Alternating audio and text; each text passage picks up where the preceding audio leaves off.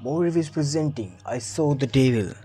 इस कहानी की शुरुआत में एक लड़की को दिखाया जाता है जिसकी गाड़ी का टायर फट गया होता है और वो एक सुनसान सड़क पर खड़ी होती है। इस लड़की का नाम यूहू होता है और इस वक्त वो अपने फियांसे से बात कर रही होती है। तभी यहाँ पर एक स्कूल की वैन आती है जिसमें से एक आदमी आकर उस लड़की से पूछता है कि आप यहाँ पर क्यों खड़ी हो। वो लड़की उसे बताती है कि मेरी गाड़ी का टायर पंचर हो गया है और मैं टो ट्रक का इंतज़ार कर रही हूँ। वो उस लड़की से कहता है कि अगर आप चाहो तो मैं आपकी हेल्प कर सकता हूँ। वो लड़की उसे मना करती है।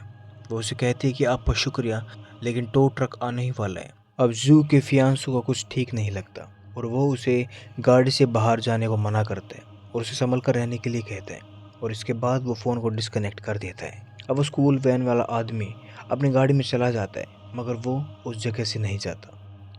उस लड़की को अनहोनी का शक होता है और वो गाड़ी ऑन करने ही वाली होती है कि वो वैन का ड्राइवर आकर एक हथियार से उसकी गाड़ी का कांच तोड़ देता है और उसके सर पर हमला करता है।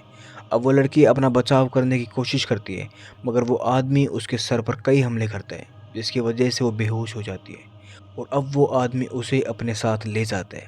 और उस जगह पर जब यू को होश आता है वो देखती है कि उस आदमी के हाथ में एक बड़ा सा चाकू है और अब यू अपनी ज़िंदगी की भीख मांगती है मगर वो आदमी जिसका नाम जैंग होता है वो उसकी बात नहीं सुनता। वो उसे कहती है कि मुझे छोड़ दो, मैं माँ बनने वाली हूँ। मगर जैंग एक साइको किलर होता है और इन सब से उसको बहुत मज़ा आता है और वो बड़ी बेरहमी से उसके टुकड़े टुकड़े कर देता है। अगले दिन दिखाया जाता है कि किसी बच्चे को तालाब में एक कान नज़र आता है और अब पुलिस भी वहाँ पर आकर छानबीन करती है और यहाँ पर छानबीन के दौरान उसे उस लड़की का सर मिल जाता है जिससे अब वो सब जान जाते हैं कि ये लड़की कौन है। वो लड़की जिसका मर्डर हुआ था उसके पिता भी एक पुलिस ऑफिसर थे लेकिन अब वो रिटायर्ड हैं और उन्हें इस बात का बहुत पछतावा होता है कि वो अपने बेटे की जान नहीं बचा पाए।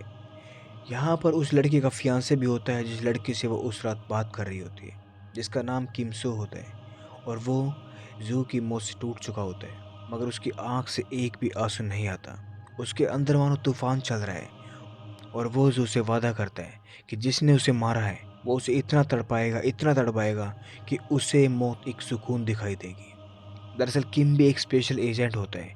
उसे पता होता है कि ये किसी सीरियल किलर का काम है।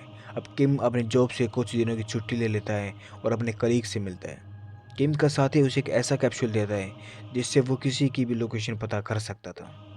किम का कलीग उसे कहता है कि इस कैप्सूल को अगर तुम किसी के शरीर के अंदर छुपा दो तो तुम उसकी लोकेशन को अपने फ़ोन पर देख सकते हो और साथ ही उसकी बातें भी सुन सकते हो।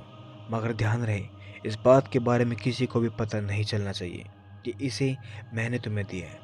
और इसके बाद किम अपने शिकार पर निकल पड़ता है। अब क्योंकि जू के पिता भी एक पुलिस ऑफिसर थे तो उनसे किम को कुछ सस्पेक्ट्स की डिटेल मिलती है जो पहले भी इसी तरह के केस में पकड़े गए थे। अब किम उन सस्पेक्ट्स में से दो सस्पेक्ट्स का पीछा करता है और उनमें से सुराग उगलवाने की कोशिश करता है मगर ये दोनों वो नहीं होते जिसने जू को मारा था। और अब किम तीसरे सस्पेक्ट के घर जाता है। एक बीमा एजेंट बनकर वो उनके घर पहुंच जाता है मगर उसे ही वहाँ पर पता चलता है कि यहाँ पर वो नहीं रहता। मगर वहीं उसे सस्पेक्ट का बेटा नज़र आता है जो किम को बता देता है कि सैंग यानी कि सस्पेक्ट कहाँ रहता है। अब किम जब उस जगह पर जाकर तलाशी लेता है तो उसे वहाँ पर लड़कियों का बहुत सारा सामान और उनके अंडरगारमेंट्स मिलते हैं और वहीं नाली में किम को अपनी फियांसे की रिंग भी मिलती है जिससे उसे यकीन हो जाता है कि यूहू को सैंग ने ही मारा है। दूसरी तरफ सैंग को दिखाया जाता है यानी कि किलर को जो कुछ लड़कियों को स्कूल से घर छोड़ने जा रहा होता है और उन्हीं में से वो एक लड़की को किडनैप करके अपने साथ ले जाता है। वो उस लड़की को हाथ पैर बांध के सुनसान जगह पर लेकर जाता है और वहाँ उसके साथ ज़बरदस्ती करने लगता है। मगर तभी उसे एहसास होता है कि वहाँ कोई और भी है और वहाँ उसे किम मिलता है। मानो किम उसी का इंतज़ार कर रहा था। जैंग उसे कहता है कि तुम कौन हो, क्या तुम अकेले हो? किम जवाब नहीं देता। जैंग कहता है क्या तुम पुलिस वाले हो? मुझे हैरानी होती है कि पुलिस ने मुझे इतनी जल्दी कैसे ढूंढ लिया। मगर किम उसका कोई जवाब नहीं देता। और अब जैंग हाथ में एक काटने वाला औजार लेकर किम को मारने के लिए दौड़ता है मगर किम एक ट्रेंड ऑफिसर होता है और इन दोनों के बीच में हाथापाई होती है मगर किम जैंग को काबू कर लेता है और अब वो उसे मारने ही वाला होता है मगर किम अपने गुस्से पर काबू करता है और वो उस ट्रैकर कैप्सूल को जैंग को खिला देता है और वो यहाँ से निकल जाता है। किम उस लड़की की इज्जत बचा लेता है और अब जैंग को जब होश आता है तो वो देखता है कि उसके पास कोई नहीं है सिवाय बहुत सारे पैसों के। जैंग को कुछ समझ नहीं आता। उसे लगता है कि वो एक साइको होगा जिसने मुझ पर हमला किया। अब जैंग वहाँ से निकलकर एक गाड़ी से लिफ्ट लेता है और उस गाड़ी में जो आदमी होते हैं उन दोनों को मार देता है। यहाँ से निकलकर जैंग एक डॉक्टर के पास जाता है और जहाँ उसकी गंदी नज़र एक नर्स पर पड़ती है जिसे अब वो पाना चाहते हैं। और अब एक बंद कमरे में वो नर्स को पकड़ लेता है जहाँ वो उसे बहुत डराता है और चाकू की नोक पर उसके कपड़े उतरवाता है। मगर किम को उसकी लोकेशन का पता होता है और साथ ही साथ वो उसकी बातें भी सुन सकता है। और अब किम सही समय पर आकर नर्स को बचा लेता है। और किम यहाँ पर फिर से सैंग को बहुत मारता है, उसे बहुत टॉर्चर करता है। और किम उसे कहता है घबराओ मत, ये तो बस अभी शुरुआत है। और दर्द में जब जैंग बेहोश हो जाता है तो किम उसका इलाज करके उसे फिर से एक सुनसान जगह पर छोड़ देता है। और अब फिर से जैंग को होश आता है। जैंग बहुत कंफ्यूज होता है कि कोई अनजान आदमी उसे क्यों बार बार पीट रहा है और उसके बाद वो उसे छोड़ देता है। और कैसे उस आदमी को उसके लोकेशन के बारे में पता चलता है। किलर को लगता है कि कोई ट्रैकर उसकी गाड़ी में हो सकता है और वो ट्रैकर ढूंढने की कोशिश करते हैं मगर उसे कुछ नहीं मिलता। और अब जैंग गाड़ी को लेकर वहाँ से निकल जाता है। दूसरी तरफ किम के पास उसके फियांसे के पिता का कॉल आता है जिसको पता है कि किम क्या कर रहा है। उन्हें पता है कि वो जैंग के कातिल को टॉर्चर कर रहा है और वो किम को समझाने की कोशिश करते हैं। वो किम को समझाता है कि तुमने उसे बहुत सज़ा दे दी है और अब तुम उसे पुलिस के हवाले कर दो। मगर किम उनकी बात नहीं मानता क्योंकि उसने अपने फियांसे को वादा किया था कि वो उसके कातिल को हर दर्द देगा जो उसने दूसरों को दिया था। वह जैंग अपने दो दोस्तों के पास जाता है और ये दोनों भी जैंग की तरह ही होते हैं, इंसान के शरीर में जानवर। इनको इंसानी मांस खाना अच्छा लगता है। जैंग उन्हें बताता है कि कुछ दिनों से एक अनजान आदमी उसको बहुत परेशान कर रहा है। और उसका दोस्त जैंग उसे कहता है कि शायद ये उन्हीं लड़कियों में से किसी एक के परिवार वाला होगा जो तुम्हारा शिकार कर रहे हैं।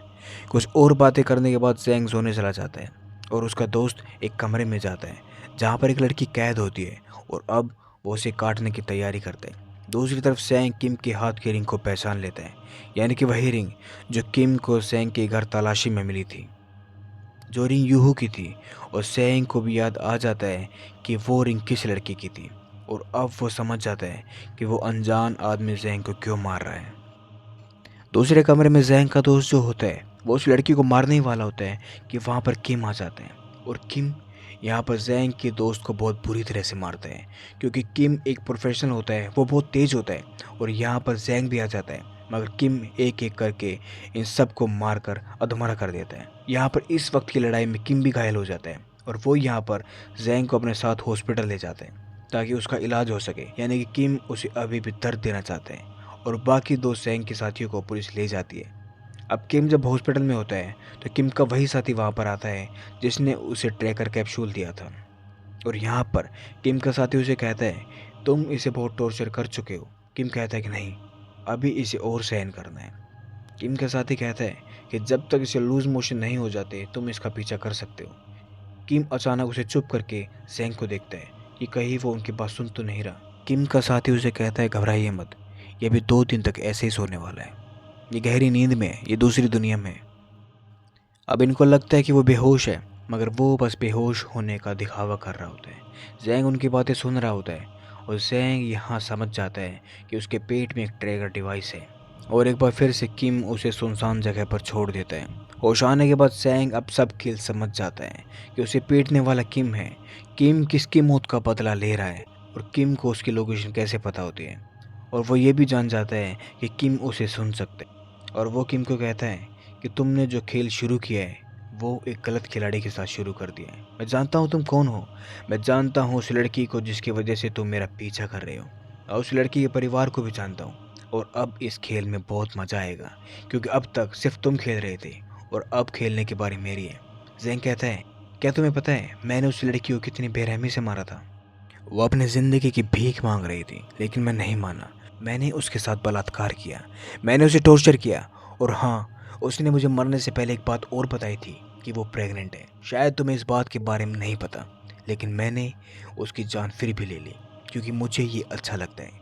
दूसरी तरफ किम ये सारी बातें सुन रहा होता है। किम समझ जाता है कि जैंग अब ज़रूर कोई ओछी हरकत करेगा और जैंग अब लूज मोशन की दवाई खाकर वो कैप्सूल अपने शरीर से निकाल लेता है।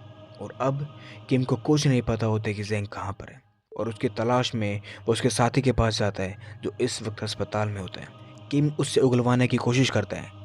जैंग का साथी उसे कहता है कि तुम जैंग को नहीं जानते, वो मारता नहीं है, वो शिकार करता है और अब वो तुम्हारा और तुम्हारे परिवार का शिकार करेगा और उसके बाद वो खुद को पुलिस के हवाले कर देगा ताकि तुम उसका कुछ न बिगड़ पाओ।